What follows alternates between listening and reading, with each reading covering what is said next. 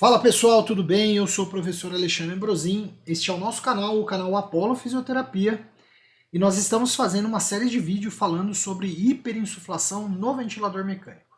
Esse é o segundo vídeo que eu estou fazendo. No primeiro a gente falou da hiperinsuflação usando o VCV, limitando pela pressão de pico. Hoje também eu vou mostrar uma outra forma de hiperinsuflar usando a VCV, só que com outro ponto de limitação, que é o delta de pressão.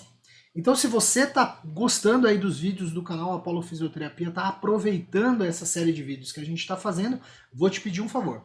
Não esquece de curtir esse vídeo, de comentar esse vídeo e compartilhar com a galera esse vídeo, porque isso dá uma força aí para o nosso canal. E não esquece, é claro, de se inscrever e aproveitar todos os conteúdos que a gente lança aqui no canal Apollo Fisioterapia.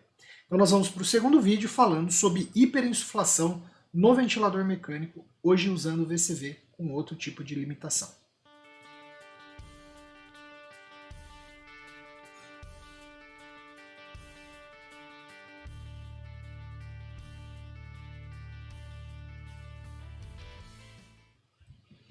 Muito bem, pessoal. Então nós vamos mostrar aqui para vocês, né, a hiperinsuflação usando o ventilador mecânico. E dessa vez, né, a parte 2 aqui que nós falamos é também usando o VCV, só que hoje nós vamos nos dar como limitação, né, de até onde eu posso chegar o volume corrente, a limitação vai ser o delta de pressão, o drive de pressão. Essa é uma preocupação que muitos têm, né, quando a gente fala de hiperinsuflar usando o ventilador mecânico, é que a gente estaria saindo, nossa, eu estou usando um volume não protetor, um delta de pressão não protetor. Vejam, lembrando que a hiperinsuflação usando o ventilador mecânico é uma forma de terapia, é uma forma de conduta fisioterapêutica em que nós vamos acompanhar o paciente durante aquele momento para que eu, né, reexpanda esse paciente, abra uma telectasia ou mesmo, né, que eu faça a higienização bronca, gerando aí o que a gente chama de flow-by, de preferência o flow-by expiratório, que é o que vai higienizar. Esses vídeos que eu estou fazendo aqui no nosso canal, eles são aí baseados neste artigo, o artigo que fala sobre a ventilação mecânica, usando a ventilação mecânica como hiperinsuflação, que parâmetros que a gente poderia mudar para gerar o flow-by. Lembrando que eu sempre digo para vocês aqui no nosso canal que seria importante que você pegasse esse artigo e lesse ele na sua íntegra, para você fazer também a sua interpretação desse artigo, porque o que eu vou fazer aqui é apresentar alguns pontos do artigo e, obviamente, trazer a minha interpretação. Então esse link também do artigo vai ficar aqui na descrição do vídeo. Então você tem duas coisas para fazer aí, assistir o primeiro vídeo se você não assistiu e também, se você quiser, acessar o artigo aí, que é um artigo que vai embasar os nossos vídeos aqui do canal Apollo Fisioterapia. Então, inicialmente, né, nós queremos lembrá-los, assim como fiz no primeiro vídeo, que para que eu tenha um deslocamento da secreção de nível, né, do nível alveolar para a direção da traqueia ou da glote, nós teríamos que ter uma relação pico de fluxo inspiratório e pico de fluxo expiratório de pelo menos 10%. Ou seja, dividir um pelo outro tem que dar menos que 0,9. E vejam, quando você pega os dados de base desse trabalho que a gente está usando aqui como referência, em mediana aqui, né, nós temos uma grande maioria, né, a maior parte dos pacientes se concentrando ali naquele valor, ou de que, né, estaria deslocando para a região mais alveolar, né, estaria levando a secreção a nível alveolar, e teria uma outra parte que estaria aqui numa penumbra, né? Então seria entre 10% para expiratório e 10% para inspiratório. Essa faixa onde eu estou passando aqui o cursor, né? Estou passando a luz, é a faixa onde eu não teria deslocamento de secreção, nem para ins nem para ex.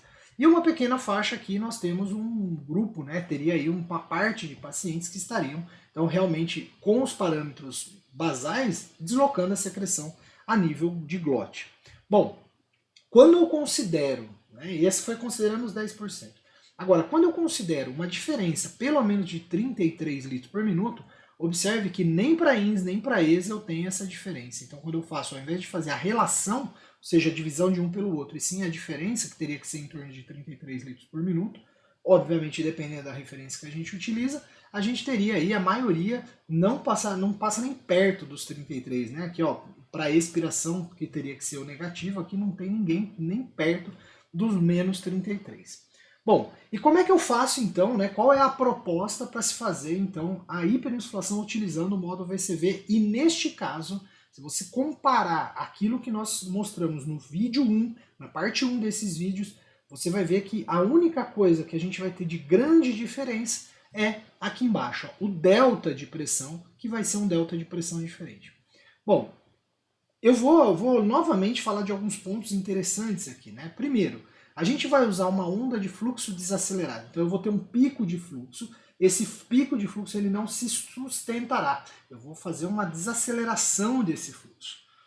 Outro ponto interessante é que para eu conseguir desacelerar esse fluxo pela onda e principalmente gerar um fluxo muito lento, eu vou ter que baixar bastante a frequência respiratória a ponto de, com a ideia de que eu dê tempo de exalação, e não gere nenhum tipo de alteração, como por exemplo alto PIP, por não dar tempo de exalar. Então a gente abaixa a frequência aqui para 8, 10 respirações por minuto, e aí eu vou para a regulagem do fluxo. Então além de mexer na onda, agora a gente vai pensar na regulagem de fluxo. Então qual que é a ideia da regulagem de fluxo? Tornar esse fluxo o mais lento possível. Ou seja, deixar esse fluxo a ponto de eu conseguir um tempo inspiratório de pelo menos 3 segundos. Então, esse tempo é um tempo que vai fazer com que o meu fluxo fique bem lento.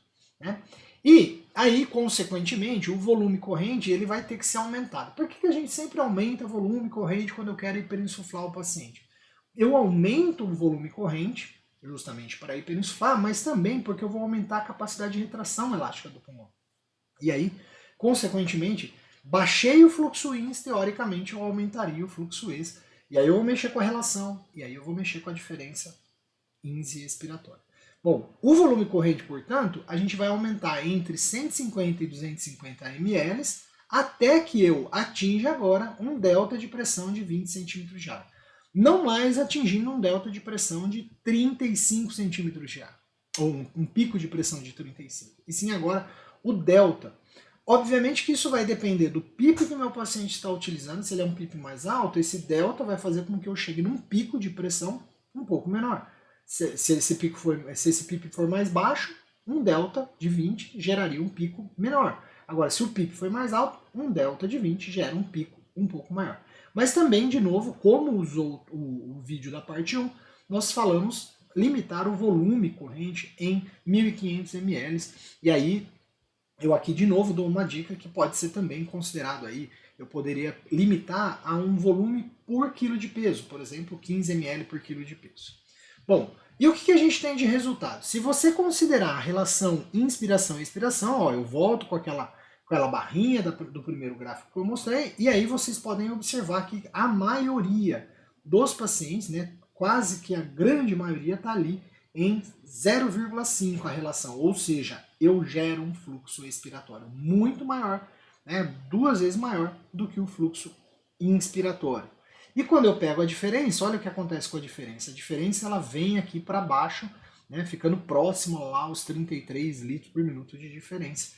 E alguns pacientes não atingiram essa diferença. Mas olha, eles vêm lá de cima, de onde estava uma diferença para a inspiração, para uma diferença para a expiração. E quando eu quero comparar aquilo que eu fiz, eu vou facilitar aqui a vida de vocês, e para isso, como eu facilitei a vida de vocês, eu peço que você curta o vídeo, aproveita e ajuda o canal Apollo, porque eu estou facilitando a sua vida. Além de fazer os 2 vídeos, eu trouxe aqui uma junção dos 2 vídeos para você. Então você que assistiu primeiro esse vídeo aqui está ainda ganhando esse bônus. Veja, quando você olha para os efeitos do VCV usando o pico de 35 e usando o delta de 20, eles são muito semelhantes quando eu penso na relação. E quando eu também penso agora na diferença e não na relação, observem que essas são imagens do gráfico, daqueles gráficos já apresentados, você pode observar que eles também têm um efeito muito parecido. A única coisa é que a mediana desse método que a gente está passando agora, que é o VCV com delta de 20, nós estamos mostrando uma mediana que está ficando mais próxima ali dos menos 33. Então, essa é uma forma da gente usar o ventilador mecânico como recurso de terapia. Então, esse é o segundo vídeo, a gente usou VCV, a gente usou VCV com delta de pressão de 20 hoje. E o próximo vídeo nós vamos mostrar qual é o efeito de manobras de hiperinsuflação, só que usando a pressão suporte. Então, se você não quer perder, não quer saber como é que é isso, fica comigo que a gente vai trazer um vídeo ainda essa semana falando sobre isso. Beleza? Curte nossos vídeos aí, aproveite os vídeos do canal Apollo Fisioterapia. Um grande abraço e até o próximo vídeo.